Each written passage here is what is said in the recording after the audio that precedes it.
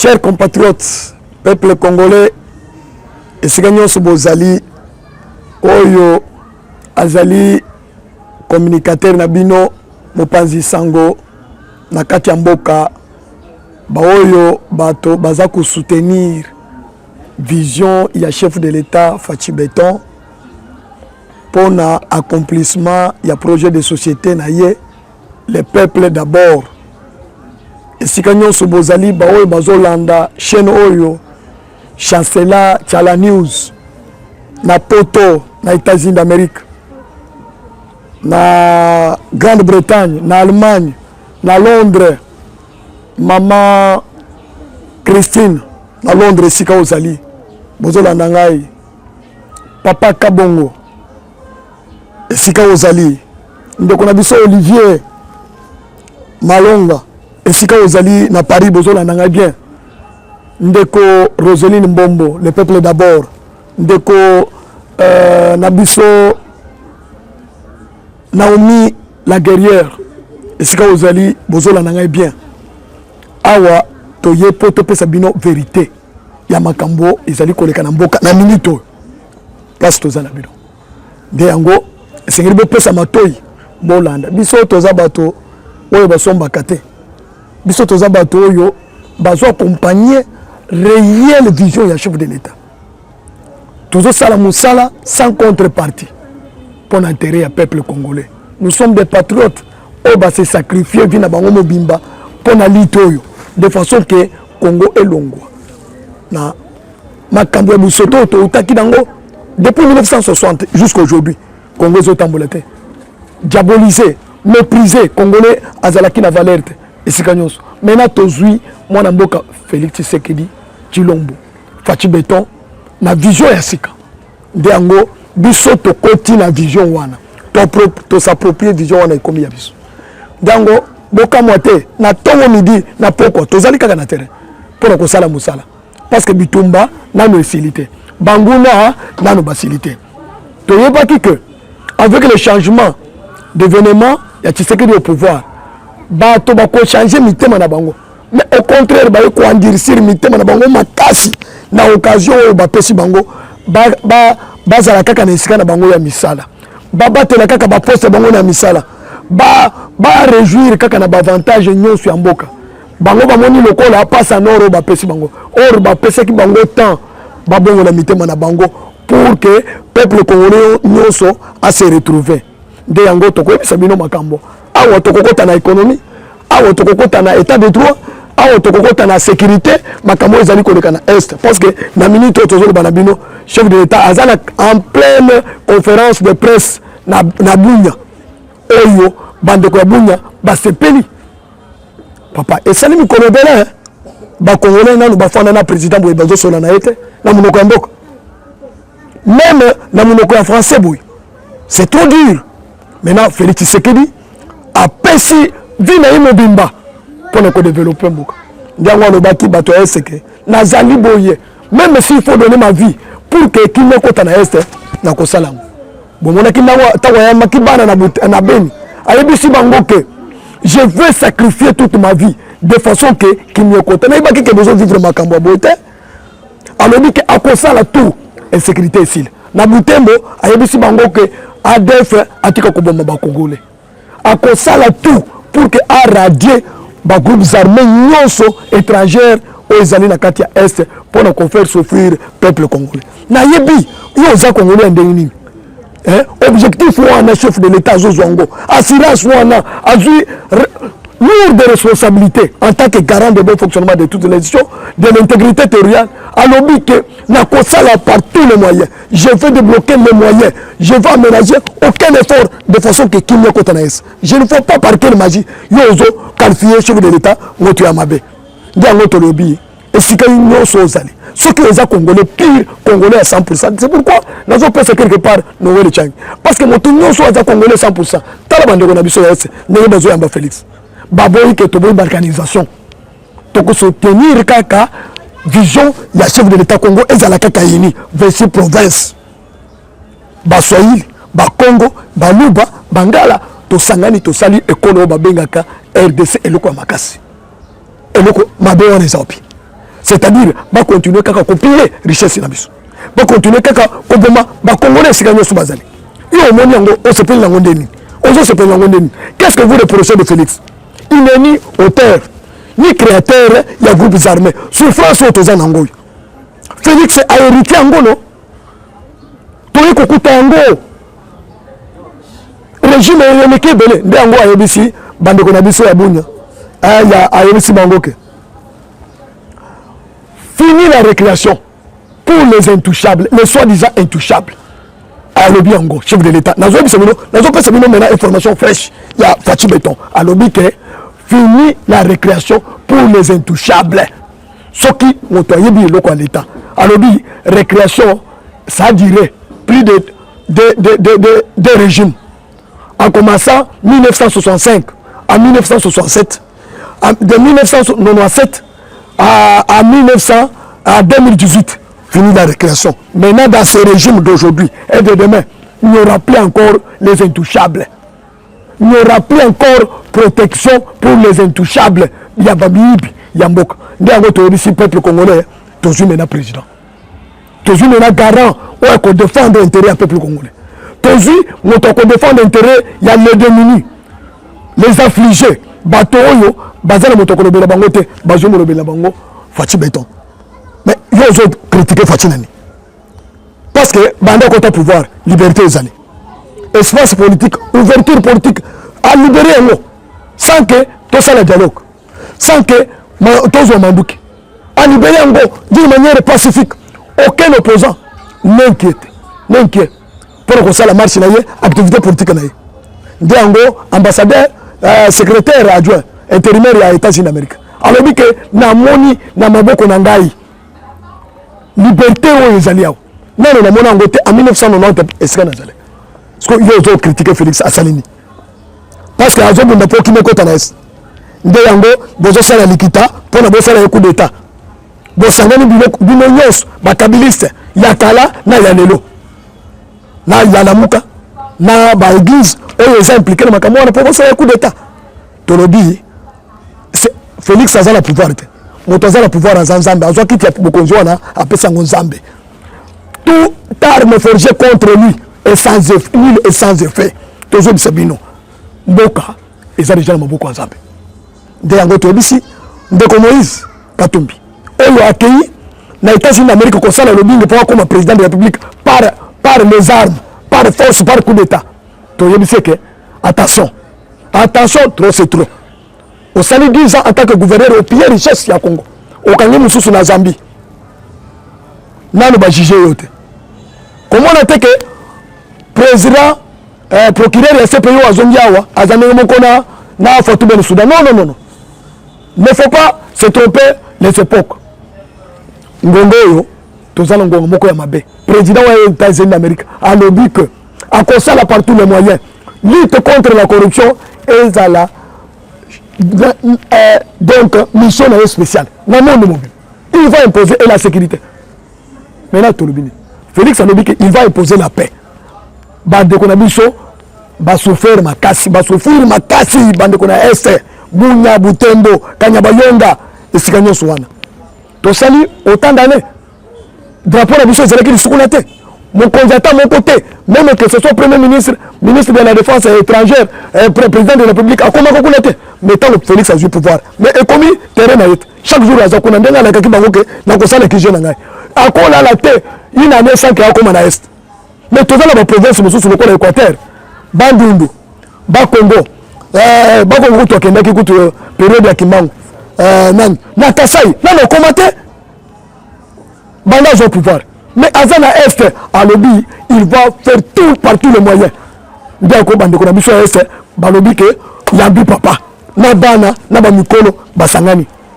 ça c'était sur le plan sécuritaire mais je vais vous informer que monsieur le chef de l'État au Tikolo Baskoy sur le plan sécuritaire à lobby que il y a une magouille organisée depuis longtemps dans notre pays dans toutes les institutions même dans l'armée chef de l'État qui est a coûté que sur 21 000 hommes au besoin de l'ambongo pas chef d'état-major non ba généraux nyonso baza chargé la guerre na Est a coûté moins de 10 000 hommes quelle magouille ration mona nyonso wana ezokende wapi nde oyoki États-Unis alobika azodote ye na conseiller ya haut rang ya matière ya justice militaire parce que trop c'est trop nde bozomona bitumba ezosila te zoka nde bango baza chargé censé combattre na peuple ni bango nde bazobundisa peuple congolais meme Félix Mbele akendeke te afanda kaka na bureau na Kinshasa sikoyo mwana mwasi oyo ya B1 ya journaliste oyo alobaki ke Félix akende na est sikoyo Félix akende na est sikoyo ozoreproche ye nini lisusu ndeko na biso Paulette Kimuntu journaliste olobaki Félix lelo aza na Goma na est azotambola territoire nyonso akoti ti na Butembo esika Moïse alingaki abomana pendant la campagne ya 2018 alobi enfin je suis arrivé à Butembo. Nous devons être ici avec mon ami Vital Kamerhe. Nous allons profiter pour le mais bref, le Vital Kamerhe. Chef de l'État Félix Tshisekedi est respectueux des textes. Parce que le secrétaire Billy Kambale, même le gouvernement, il n'y a qu'à tenir le discours à tenir ou à la terre. Parce qu'il y a le pouvoir dans le ministère, au moins l'hypocrisie est bien. Chef de l'État a respecté l'engagement de l'INC. Maintenant, on a engagement na INC pour tout l'ensemble. Ce n'est pas un piétiner l'état de droit. Parce que l'état de droit est là. Donc, les poumons, il y a l'IDPS. L'instauration de véritable état de droit dans beaucoup. Parce que tu as des conséquences à l'état de droit. Makambo, état de droit comme la mission au Congo. Aujourd'hui, chef de l'État, il y a Vital Kamerhe, tout gérer ensemble. A nommé un directeur de cabinet. Maintenant, il fallait faire un programme il y a 100 jours. Alors, dit que le programme on a 100 jours. Il faut être différent. Là, le programme est belé. Le projet est belé. Et ça l'amène à Katiamboko. 1. 5 chantiers. Etikali, biloko inachevé. Il n'y a pas de réalisation. Chantier inachevé. Basali, révolution de la modernité. Bongo Kei Pamba. Basali a taillé le côté. Les chefs de l'État le disent non. Comme il en est ainsi, j'en ai marre avec les gestionnaires congolais, un parti congolais. Maintenant, cette fois-ci, nous avons fait sa suivi dans ma boko, il y a peuple, acclamé républicain. Alors, Bakat, bon, Lucas, discours wana, il y a échangeur. Alors, Bakat, bon, maintenant, peuple, il y a moni, que président, il y a côté pouvoir, le peuple d'abord. C'est-à-dire que ça pour l'intérêt du peuple. Maintenant, le peuple doit se prendre en charge pour sauvegarder ses propres intérêts. Dites-moi, c'est quel peuple de quel pays à Koki Kotika passe en nord. Bazo Sala Moussala, on dit que Yomoko, Sala suivi à Moussalawana, peuple attique. Maintenant, le peuple est en monique et les autres la bien été. Top Congo à lobby. Ni ministre Sénégal Gouli a lobby le contraire, directeur de cabinet a lobby le contraire. Maintenant, je vais dire lobby comme ça, c'est en est ainsi. Tout ça, la évaluation sur le terrain, bah qui dit sur le terrain. Parce qu'il y a des gens sur le terrain. Bah qui dit sur le terrain. Parce que acclamé République dans le Baka que chef de l'État, mon toza premier nawana Azamoyibi. Mon toza que Vital Kamerhe Azamoyibi, ce n'est pas ce que dit les dépenses, mon frère, mes frères et sœurs de l'UNC, même secrétaire général de l'UNC Billy Kambale. Mais soyez conséquents, soyez réalistes. C'est lui qui a dit que Vital Kamerhe a soupçonné Vital Kamerhe. C'est ni il dépasse ni Tshisekedi. D'ailleurs, Vital Kamerhe a eu 15 millions de dollars. C'est l'église catholique qui Kamerhe a créé une coalition. À Bongo. Il y a 15 millions de dollars. Ce n'était pas même Tshisekedi. Tshisekedi a battu la quille. A couvrir le Kamerhe, a dit 15 millions à Zongis. Mais maintenant, on va tambouli. Après, tournoi.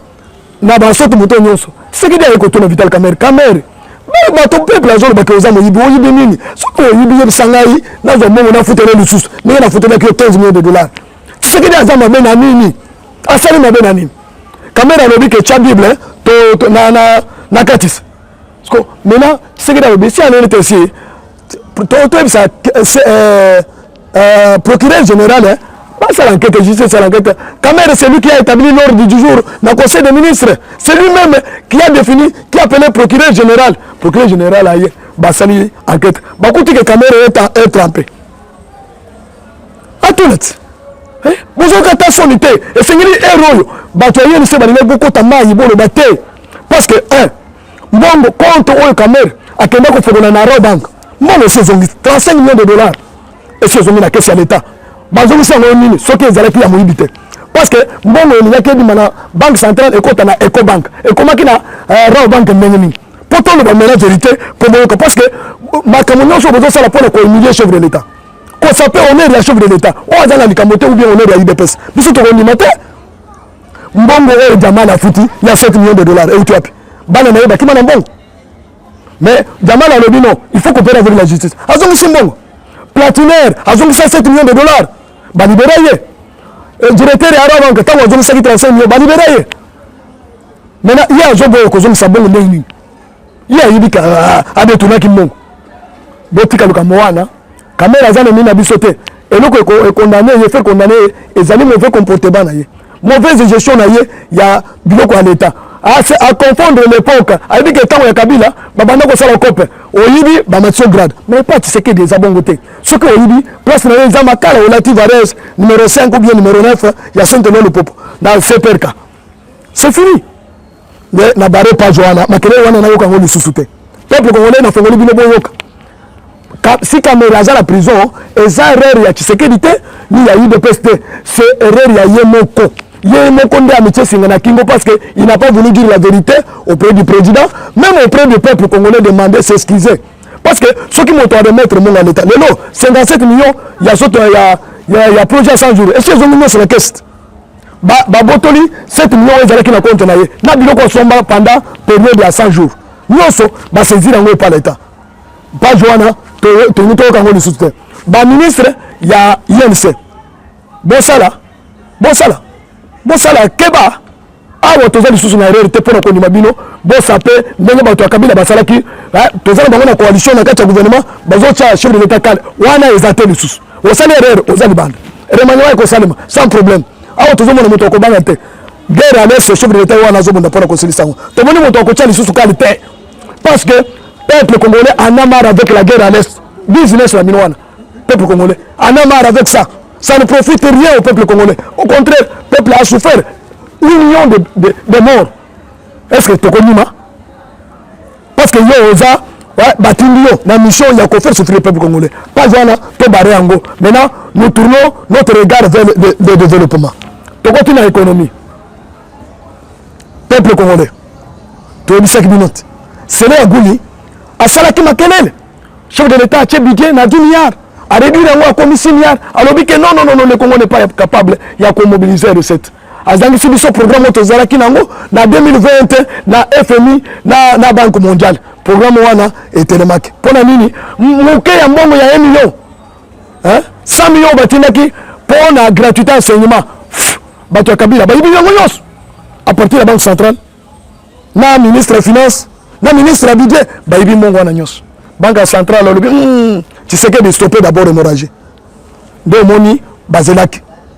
Bon wana, oyo balobaki 300 quelques millions, mosusu etikalaki. Maintenant tango, tu sais que a sali réforme, remaniement, a sali donc développement un système dictatorial. La minute tozolo. Ministre Yassika Nicolas Kazadi. Oyo azongi place ya semé ya gouli. Mais dans 2 mois seulement, a réalisé une performance incroyable. Ça lui a attiré de confiance auprès des institutions de Bretton Woods. La minute où lobby a été consigné.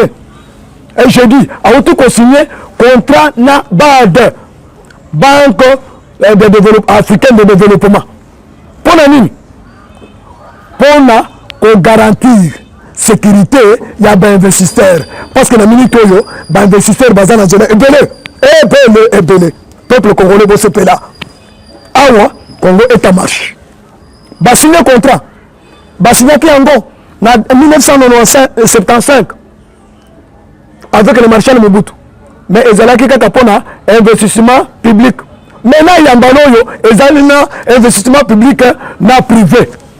Parce que Banque centrale a lié vraiment à Monique au Congo il y a les opportunités de business. En tout cas, c'est le business dans la République démocratique du Congo. Maintenant, je vais vous dire, quel est le rôle des banques BAD?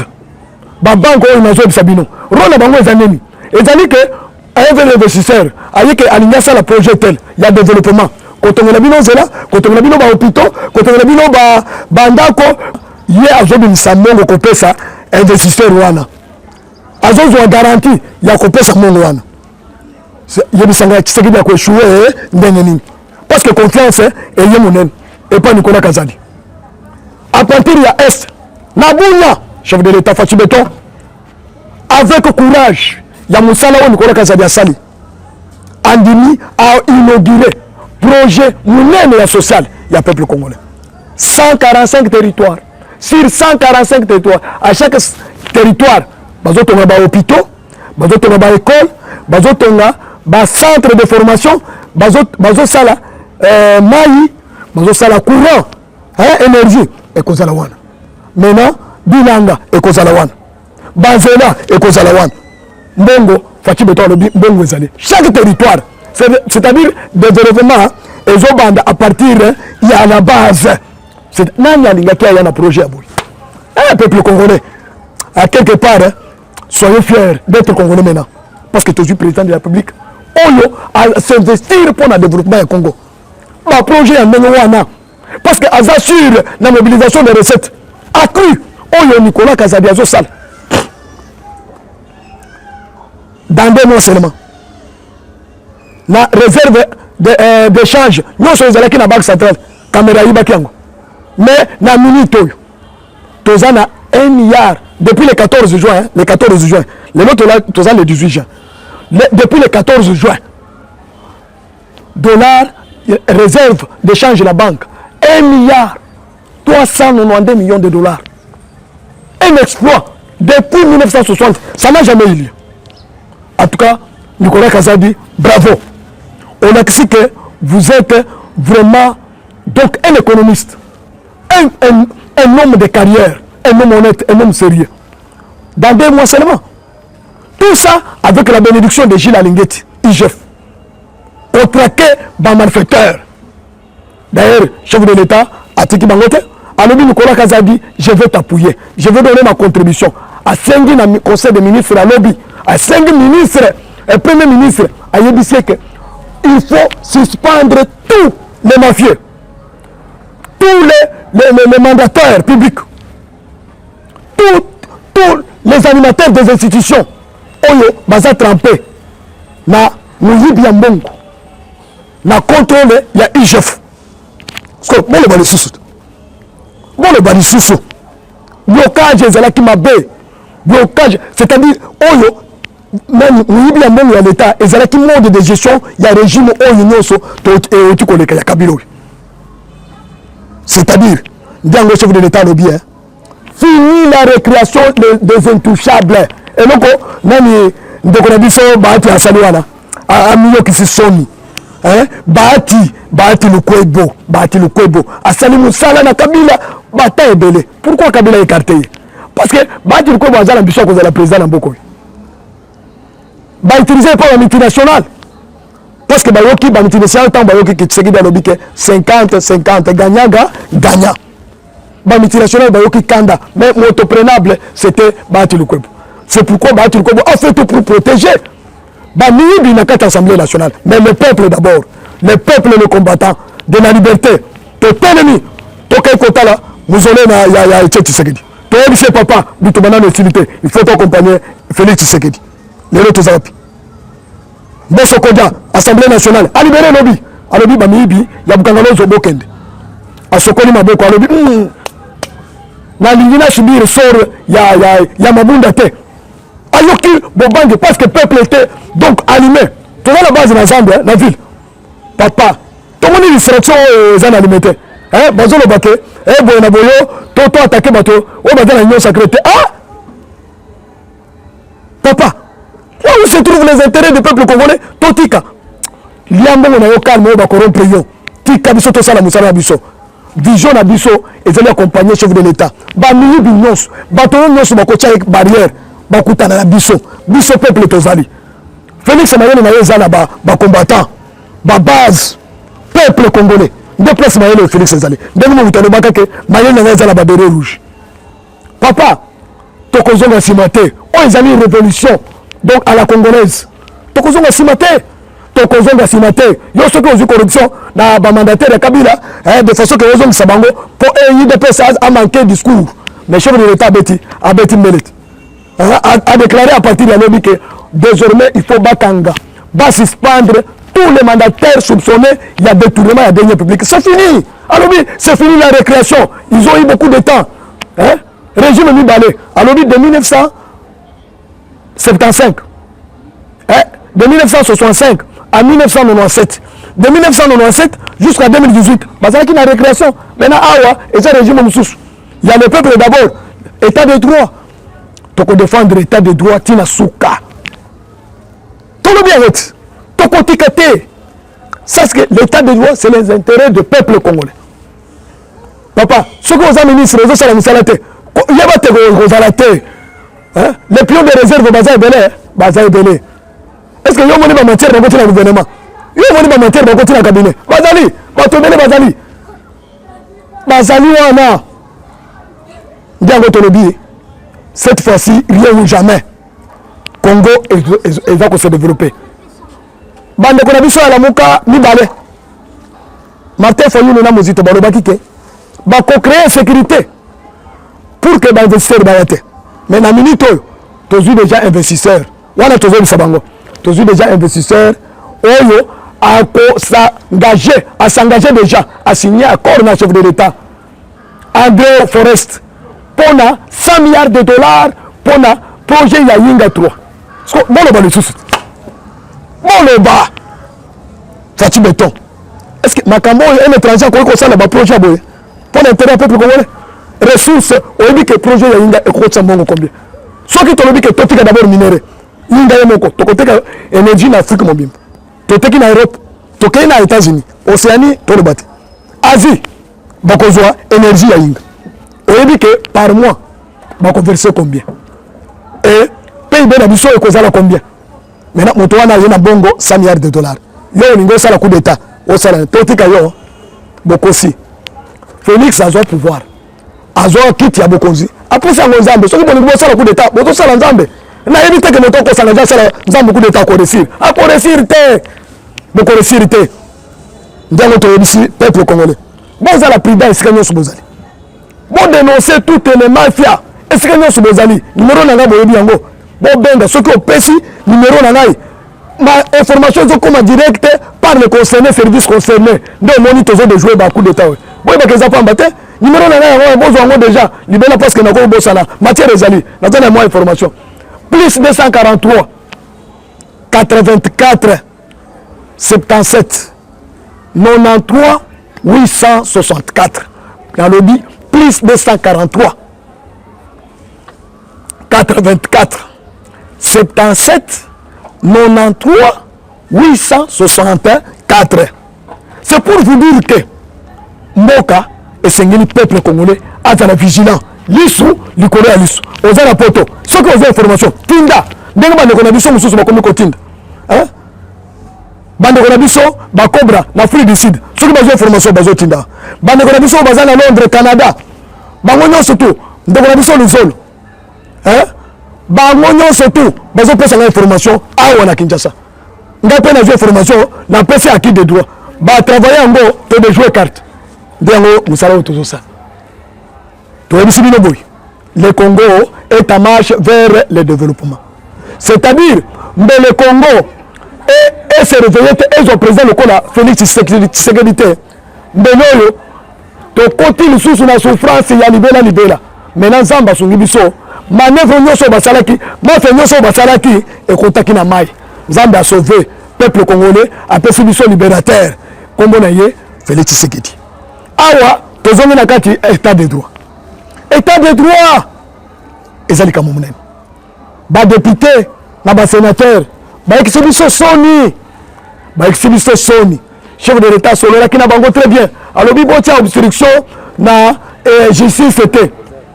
Ayebisi Bango. Alors, que Botika, état de droit, et ça, la Moussala na Yango. Nde Yango, tu as dit peuple congolais. Bato, ya Kabila. Ils n'ont rien à nous accompagner. Bango Moussala Bango, ils ont dit que biso obstacle. Nyoka atika la kaka nyoka bato ya Kabila. Tala. Na Sena wana, tozana 108 sénateurs. Aucun sénateur de l'UDPS Azakuna. UDPS Azata. C'est-à-dire, Félix Tshisekedi Azana sénateur à Tamokuta. Bato Bazawana Babouchab. Bashéoki Tondo. Lambert Mende. Bato Nyoso Jérôme Boko Mabe. Bazana sanction à l'Union Européenne. Bazana sanction aux États-Unis d'Amérique. Bazana sanction à ONU. Comment ça fait-il que Bato Wana Bakondi Make tout démarrer, tout réussir? Pendant que Bango ont préparé campagne il y a 2023. Balobi que Balingi va récupérer le pouvoir.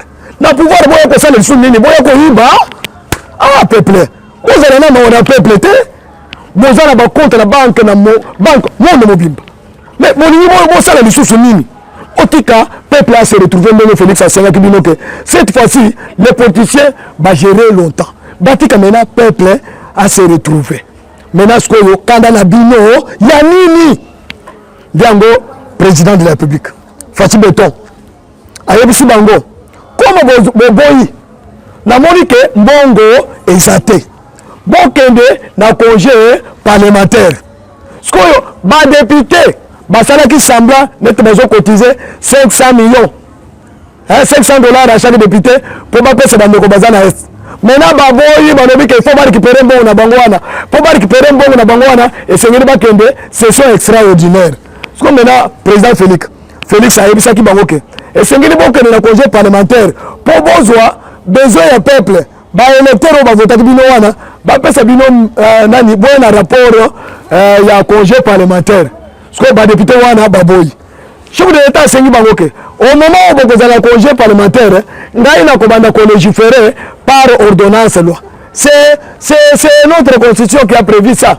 Député projet dans le conseil des ministres et comme dans l'Assemblée nationale baboy et comme dans le Sénat baboy ce que boy bisanga batoana baza accompagner chef de l'état nani c'est-à-dire batoana bazo ni kaka trouble ça la manamboka crise et ça la manamboka ndako to risi bango bon comme balaki si mauvaise foi chef de l'état senga ki bango soki nazo senga bato baningi bakota na union sacrée bakota na vision na ngai c'est pourquoi mona kitango mabunda tango kabunda atelemela ki Jean-Pierre Mbemba na Moïse Katumbi tango bayaki na projet na bango. Chef de l'État atika calme, parce que vision na ye est le seul maître. Vision na ye ezali pour l'intérêt du peuple. Parce que ba député baboui sans que bosa que sans que bazo kende session extraordinaire sans que chef de l'État senga bango ba violer déjà constitution. Procureur près de la cour constitutionnelle.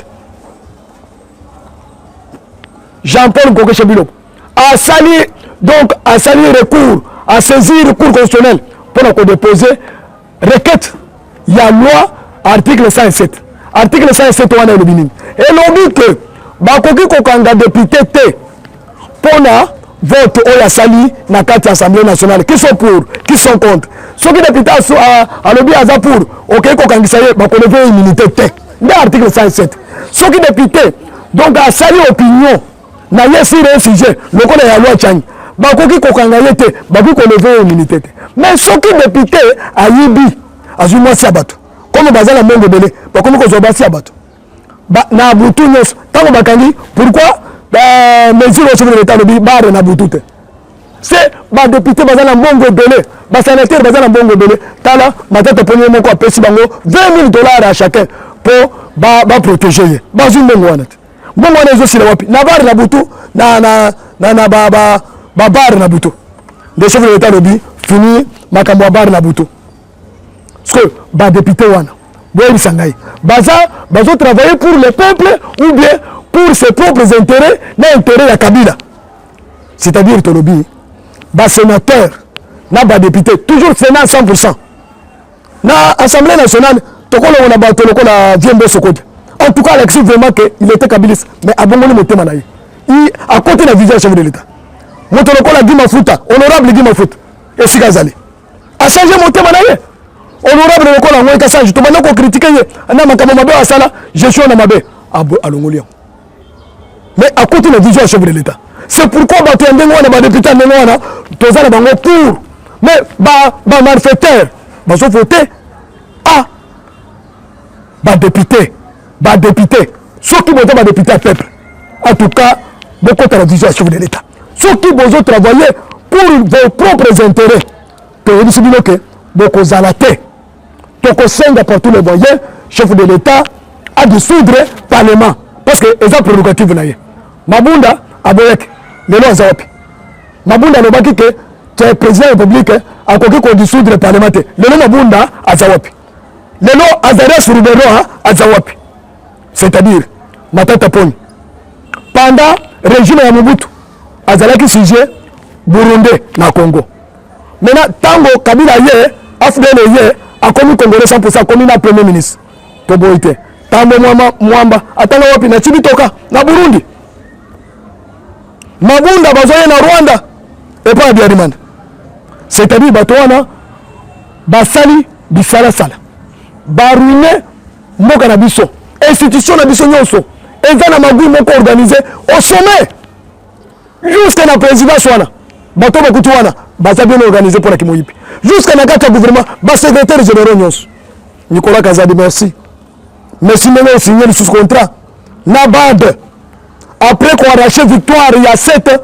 projet de social où le chef de l'État a déclenché en Golobi pour 145 territoires il y a République démocratique du Congo et s'est développé projet de développement il y a territoire mais nayebi territoire nini bozana mai bozana courant bozana ba hôpitaux bozana ba école ya bien bozana ba salle de spectacle na Kinshasa boko ko nini hein maintenant nani ko voter Tshisekedi ndeto zolo ba bozo wele la pamba élection to sto ganyango parce que d'abord vision volonté oyo mokonza mboka zanango détermination zanango pour ko développer Congo et c'est vite awa to komiko longola ba dinosaure o Kabila tshela kibisona comme ba gouverneur cour constitutionnelle merci papa hein président ya cour constitutionnelle en tout cas Dieu donné Kalouba Diboué nos sincères félicitations au mettre de côté régime Kabila famille Kabila tous sont écartés oh nani Jeannette Kabila balongolier na bureau na commission ya défense et sécurité balongoli maintenant Joël Kabila définitivement na province ya Tanganyika balongoli Moussafiri o zalaki na Manyema ya kuta okoti na Makala directement ba PC Varese numéro 5 né na bisiba ndoko na Tongo balongoli Maweje Guinness insuffisance en matière de gestion va mettre à l'écart maintenant ministre de l'intérieur maître Assane Daniel aux opportunités chance en wana maintenant personne Tshisekedi maintenant le gouverneur parce que Tshisekedi a dit que les gouverneurs sont les représentants directs des chefs de l'État maintenant personne Tshisekedi les vrais responsables les vrais représentants il y a président pour le développement à la base et que les Liboso parce que nous avons besoin que moteur de développement c'est la base c'est la province les territoires pour le vraiment développement et matin et que Tshisekedi a les vrais représentants non pas bateau dans la province bateau travailler au nom de l'ex-président un sujet rwandais peuple congolais besoin de makamwana au moins moi fifi il y a un gouverneur ya Lualaba à côté na terrain pour la consommer ba DG ba PDG ba responsable ya entreprise minière au bazana na Lualaba pour ko bisa bango que awa fin du mois bokata 50-50 hein les résultats wana tokata 50-50 bino bozi ya bino l'état zuyaye papa bozo mona te vision wana bozo mona vision wana te vision de développement ya Congo tozo ki moto wana te entre temps donc il chef azo sa la pression azo traquer ba malfaiteur ba mibi awa mbongo nyonso komi kokota na caisse à l'état je vous dis que avant to comme na 2022 boko mona mbongo kokota na caisse à l'état to ko réaliser budget munene mbongo kokota belé na baboto na sikoyo mbongo ya ba mibi nyonso batia na pembeni na ba banque à l'extérieur du pays wana mbongo nyonso wana ezonga toza na partenaire privilégié moyen ko zongo ezali hein États-Unis d'Amérique accompagner biso to signer na partenariat privilégié stratégique ezali pas accompagner biso vers le développement to saurer la paix to soigner peuple congolais à la santé kitoko à la musala ba congolais ba sala ka musala bande ko biso ba la poto expérience bo za na kokuna bo battre yango makasi maintenant chanter le développement ezali après la guerre il y a toujours le plan Marshall basala kango basala on ba payer belé maintenant guerre na biso sali 24 ans maintenant Félix Azan au front dans le chef de l'État Azan au front pour bitumba sila ba investisseur ba ya développement et salem tala ba manifesteur ni balwana mozito na Martin Fayulu ba kay pour attaquer ambassadeur américain Mike Hammer. Est-ce que vous avez Kindoki? Vous avez Kindoki? Aïbin Bongo Bele. Aïbin Bongo Bele.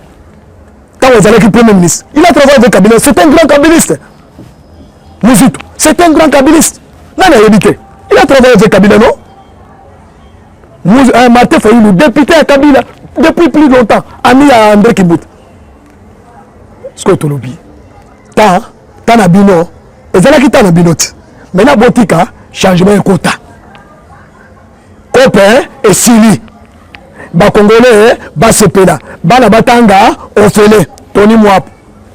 Ministre, il y a EPST. Félicitations. Nos sincères félicitations. Bandeko, ce que mon matière a félicité le ministre. Et ça que ministre on appelle si un bon. Non! Là où il y a l'intérêt du peuple congolais, c'est là où moi je me retrouve. Ministre Tony Mwaba, professeur Tony Mwaba. Chef de l'État à l'objet en Naboui. À l'objet, tu as le ministre Ozakuna.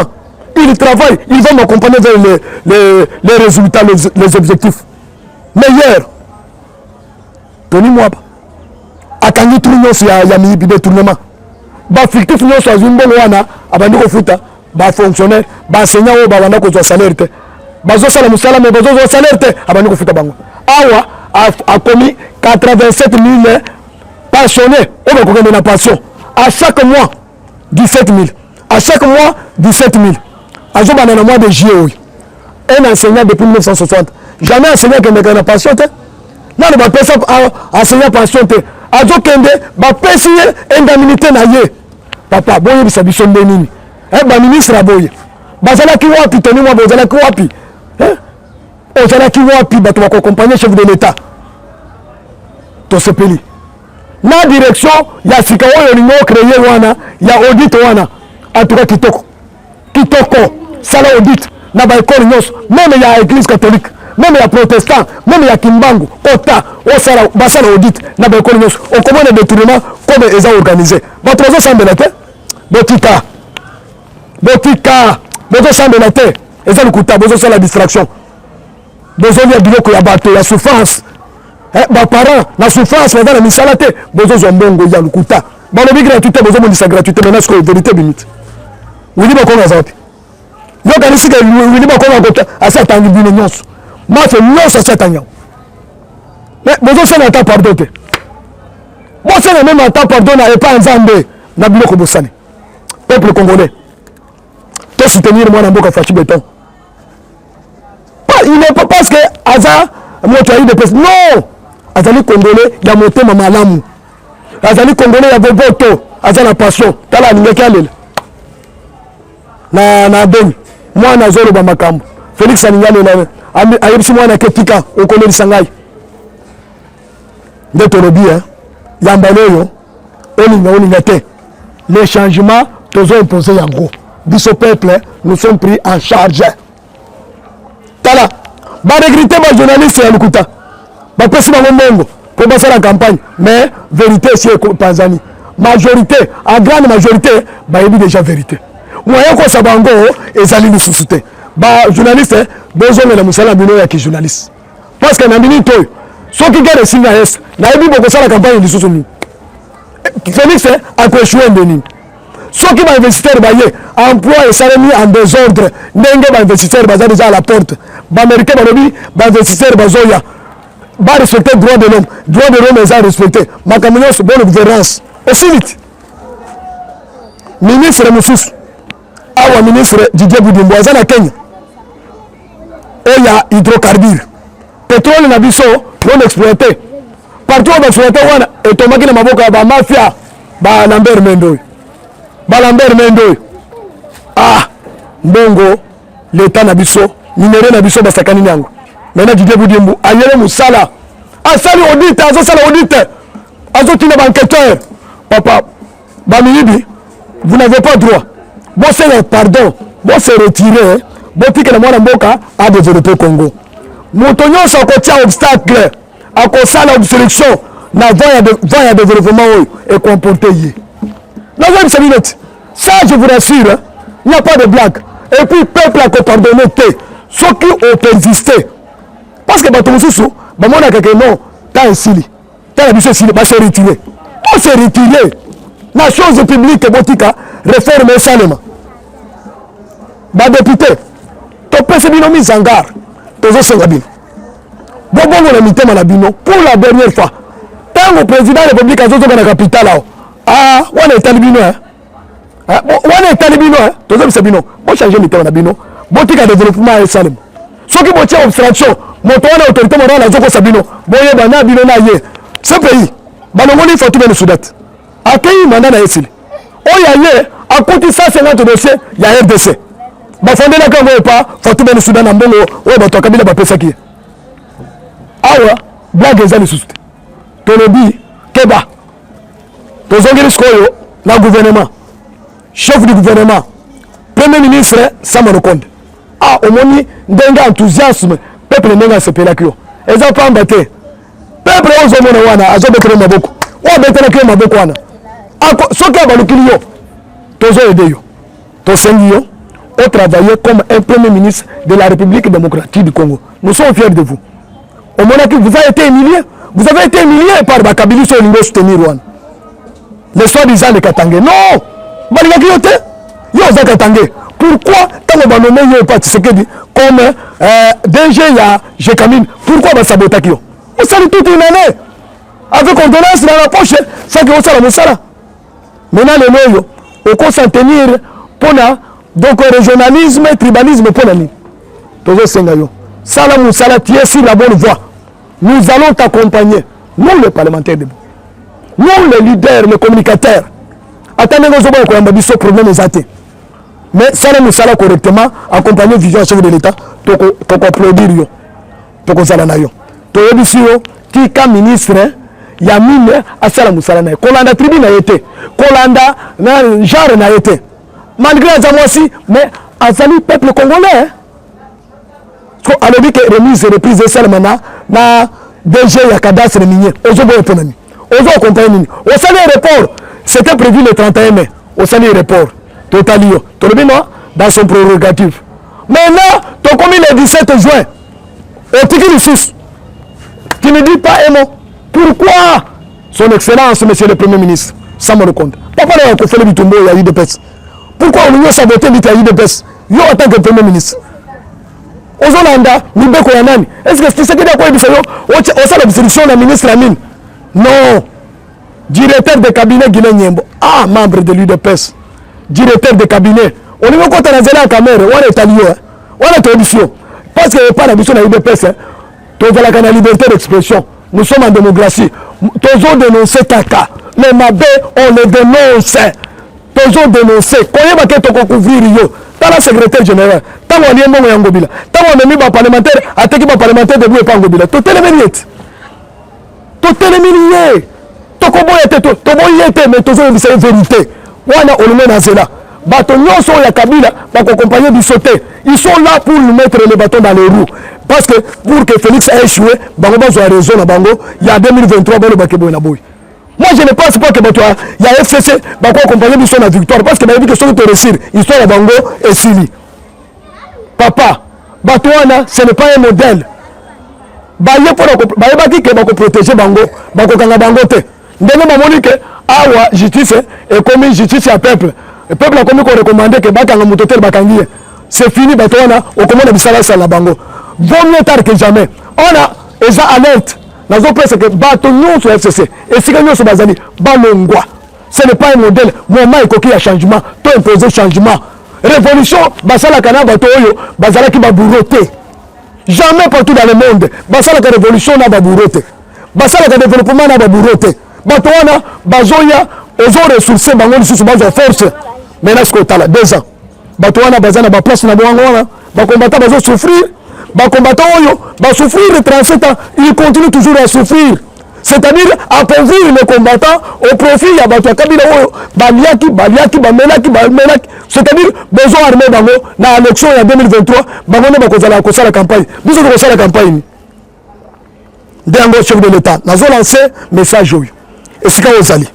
Nous avons lancé Jean-Marc Kabound. Et c'est quand Ozali. Secrétaire général Augustin Kabou et c'est quand Ozali. Tous les cadres, il y a l'IDPS. Tous les cadres, il y a l'Union sacrée. Bon, comme message, nous avons lancé. Nous avons lancé un bino boy.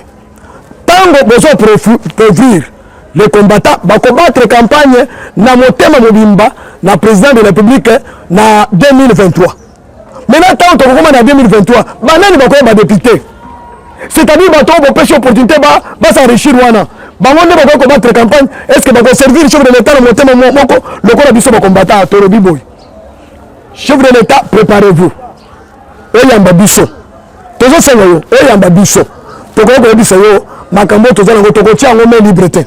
Toza na projet wana okomona parlementaire debout accompagner sa majorité absolue parce que nous toko ni manifeste tozala ba marche pe abatoté. Nous avons tous les atouts na kati ya ba parlementaire debout. Bon on a biso pas matin. Toko tambola. Toko sala vraie redynamisation. Toko sala vraie redynamisation ya ba parlementaire debout. Toko tambola Congo mobile. Chef de l'État okomona mobilisation toko sala nango na toute la campagne. Okompa sa biso raison que toko pesa ba voix ebele. De yango et si vous allez à Est, pour pécher merci. On a ici que vous êtes un bravoure, héros national. Et mettre vie en danger pour le coquin de notre territoire. Hein? Rouge, zone rouge. Ouais, Kabila Bassali, 18 ans, zone rouge. Dans la porte de la mission, ils ont préparé. Mais ils ont commis place au salon meeting. Au soleil, il y a un peuple. Au soleil, il y a un ban. En tout cas, Zamba Sungayo. Chaque Congolais, diaspora, États-Unis d'Amérique, Kenya, hein? Bakombata Kenya na moni bino nyonso, ya Mombasa, hein? Ya partout où vous allez. Na pesi bino merci, na pesi bino mbote. Bobon de la pona chef de l'État, bobon de la pona mboka. Banguna bazali obele. Besoin na bango ezali que ba inverser chef de l'État. Dango to bino bobon de la pona mboka. Ba cadre nyonso parti. Tokota na vision ya chef de l'État. La majorité sikoyo hein botika distraction te préparer l'élection sikoyo ba député bomoni baza l'Assemblée nationale ils ne sont pas pour nous bomoni réaction na bango ba sénateur wana bomoni tozo accompagner ndeko na biso Steven Bikai mwana yo wana il faut ba appliquer ngo ba supprimer institution comme Sénat azala te ba supprimer Assemblée provinciale. Chef de l'État nommé gouverneur parce que ce sont des représentants directs du chef de l'État. Est-ce qu'il y a un nommé Batonaye et puis à perturber Makambwa originaire et Zalate de Tozo Senga, chef de l'État Salango. To Sengi Lissous, Bande Konabiso, Oya Diaspora. Votre contribution est Zali Malam. Toboyi critique Yamabe, bossa la critique constructive pour t'accompagner mon Kozamboka pour réussir. Bonjour déjà moto à la volonté. Ceux qui vont bien les Gambois bien zondim. Azana franc-maçon te. Azana prima kuriate. Azo sambe la nzambe. Moto anande to bana koluka. Zamba pesi biso cadeau du ciel. Fati béton. To sungaye, to soutenir, to accompagner. Donc mboka na biso elongwa na étape azali. Azali président de l'Union africaine. Azo représenté Afrique mobimba. To accompagner. Chef de l'État, ba conseiller chef de l'État. Bon aider biso pour le compétence biso les informations fiables parce que ceux qui vont bombi information et que toi quand tu as salami en tout cas tu as la d'accord pour que biso information toi et sa peuple biso de dans la base du matin midi soir bouche à l'oreille peuple congolais nyonso pour les alité azala ta ko ka télévision mais quand même à Kolanda même na YouTube na télévision exact exacté peuple congolais zoluka biso toza la base contact direct na sengi bomoko na mboka mobimba bikolo nyonso Congo makambo ya tribalisme abupia to sengi bomoko lisusu na kati ya parti ligue des jeunes ligue des femmes ba fédéraux ba sectionnaire ba sectionnaire ba cellulaire ba parlementaire debout ba groupe mouvement associatif nyonso to sangana to construire vision récite à chef de l'État. Toboyi makambo coalition na année 2023 l'élection koya. Chef de l'État na lingina bossa na eloko. Recensement s'impose. Recensement s'impose. Pesa congolais carte d'identité. Pesa congolais carte na yé azala véritable responsable un vrai citoyen na mboka na yé. Tous a besoin de carte d'identité. Avec carte d'identité, nous serons propriétaires de nos propres ressources minérales. Yamboka na biso. Tokozala na droit. réforme salango soko moni que parlement a to accompagner la réforme te ndenge va créer crise déjà ya koboya que on légiférer par ordonnance loi ils sont animés de mauvaise foi bato ndenge wana bakei na congé parlementaire baboy ko kende congé parlementaire mono ko uta wapi papa to koboya ya maloyo to koboya mono ko bimate bo sala ofele to mono comment vous êtes animés de mauvaise foi ndenge biso tozo vivre vous sala biso tozo sala parlementaire debout tozo na salaire te. Mais pourquoi Bino, à chaque salaire, Bazo fout de salaire, et puis c'est chaud, extraordinaire, Bazo nous avons un bon. Si vous animez de mauvais, vous êtes de vrais patriotes. Donc quand c'est chaud extraordinaire, et ça l'a fait. Nous allons accompagner le chef de l'État, dans le mandat de l'Union. Donc quand on a Yinga ici, projet à long terme. Yinga, projet à long terme. Bazo 1 million d'emplois par chaque province. Nous avons 26 provinces. Est-ce que besoin de Makamouane pour la banane en eau profonde dans un salon à réhabiliter entreprise publique et belé je camine Niba et consort on a c'est à réhabiliter maintenant Motoana a couché peuple congolais de ce pays là vous avez un single bilo congolais te comporter sous bilo congolais te ba poisonner peuple congolais mingi la biloko est comporté. Maintenant, tu as créé, il y a biso biloko. Bilanga awa. Ministre de Brillance. Kota na musala bilanga. Sala musala. Toza simalayo. Ministre de la pêche. Na bikomo na yote. Et si vous allez sala musala, ba congolais bateau de pêche, elles ont déjà 7. Bala que ça belé. Ba sala pêche.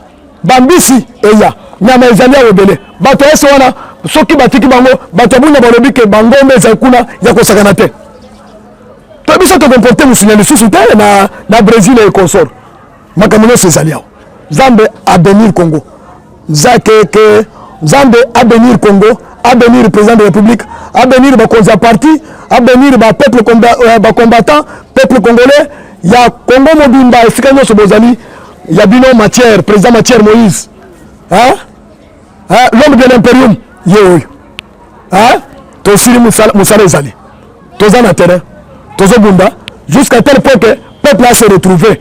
Bana bali au fele, na classe, na 10 heures, ba cantine scolaire ezonga. Soins médicaux au fele, courant au fele, maï au fele, gratuité enseignement, dans l'école primaire, secondaire, même dans l'université. Chef de l'État lobby, à la bonne volonté, à la kakato accompagné. Je dis et je vous remercie.